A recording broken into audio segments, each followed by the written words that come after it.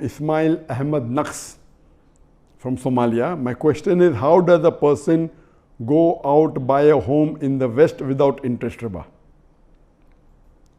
As far as if you don't have the money to buy the house completely, then but natural you should not take loan from the conventional bank, which is riba based. That is haram. But many of the Western countries have Islamic alternatives.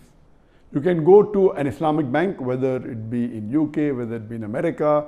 There are Islamic banks which work on the Sharia principles. You can take a loan from the Islamic bank which is not based on riba. It is based on a particular system called ijara, and various other options are there. Or it can be cost plus. In this system, very well you can take from Islamic bank and pay an installment. This is not dealing with riba.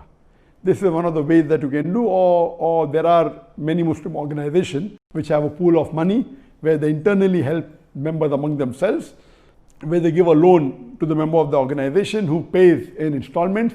So as long as it is not riba based, it is as per the Sharia, it is Sharia compliant, very well you can use this system in purchasing the house. But taking from a conventional bank which is riba based is totally haram.